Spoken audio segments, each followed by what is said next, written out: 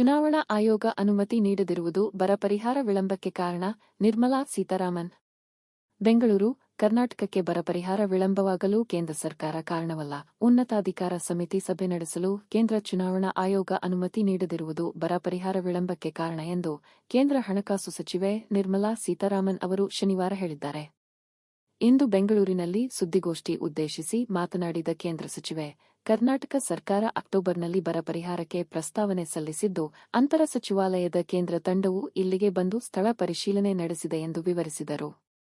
ರಾಜ್ಯಕ್ಕೆ ಬರ ಪರಿಹಾರ ನೀಡದ ಕೇಂದ್ರವನ್ನು ಸಮರ್ಥಿಸಿಕೊಳ್ಳಲು ಯತ್ನಿಸಿದ ಸೀತಾರಾಮನ್, ಬರ ಪರಿಹಾರ ಬಿಡುಗಡೆಗೆ ಕೆಲವು ಕಾರ್ಯವಿಧಾನಗಳ ಮೂಲಕ ಹೋಗಬೇಕಾಗಿದೆ ಮತ್ತು ಇದಕ್ಕೆ ಸಮಯ ತೆಗೆದುಕೊಂಡಿದೆ ಎಂದು ಹೇಳಿದರು.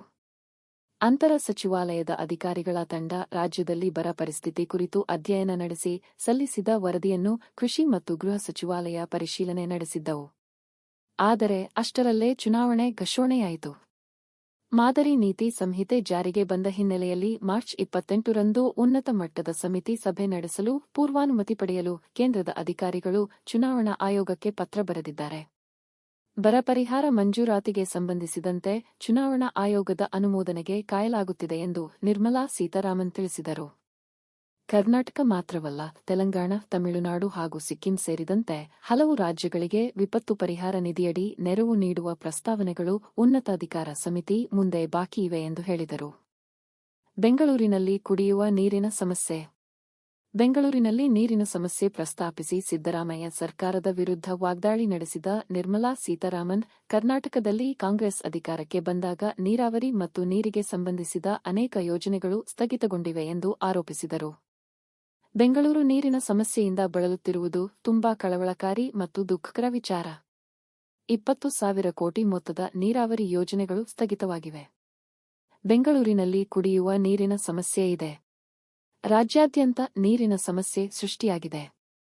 ಕಾಲರಾ ಸೇರಿದಂತೆ ಕೆಲ ಕಾಯಿಲೆಗಳು ಹಬ್ಬುವ ಆತಂಕ ಇದೆ ಅಂತ ಆತಂಕ ವ್ಯಕ್ತಪಡಿಸಿದರು. ಅಲ್ಲದೆ ಕೇಂದ್ರ ಸರ್ಕಾರದ ಜಲ್ ಜೀವನ್ ಮಿಷನ್ಗೆ ರಾಜ್ಯದಲ್ಲಿ ಏಕೆ ಪ್ರೋತ್ಸಾಹ ನೀಡುತ್ತಿಲ್ಲ ಎಂದು ಪ್ರಶ್ನಿಸಿದರು. ರಾಜ್ಯದಲ್ಲಿ ಕಾನೂನು ಮತ್ತು ಸುವ್ಯವಸ್ಥೆ ಹದಗೆಟ್ಟಿದೆ ಎಂದು ಕೇಂದ್ರ ಸಚಿವೆ ಕಾಂಗ್ರೆಸ್ ಸರ್ಕಾರವನ್ನು ಟೀಕಿಸಿದರು. ಬೆಂಗಳೂರಿನ ರಾಮೇಶ್ವರ ಕೆಫೆ ಬಾಂಬ್ ಬ್ಲಾಸ್ಟ್ ಘಟನೆ ದುರದೃಷ್ಟಕರ ಎಂದ ಅವರು, ವಿಧಾನಸೌಧದಲ್ಲಿ ಪಾಕ್ ಪರ ಘೋಷಣೆ ಪ್ರಕರಣ ನಡೆಯಬಾರದಾಗಿತ್ತು. ಈ ಪ್ರಕರಣದಲ್ಲಿ ರಾಜ್ಯ ಸರ್ಕಾರ ಗಂಭೀರವಾಗಿರಲಿಲ್ಲ ಅಂತ ರಾಜ್ಯ ಸರ್ಕಾರದ ವಿರುದ್ಧ ನಿರ್ಮಲಾ ಸೀತಾರಾಮನ್ ವಾಗ್ದಾಳಿ ನಡೆಸಿದರು.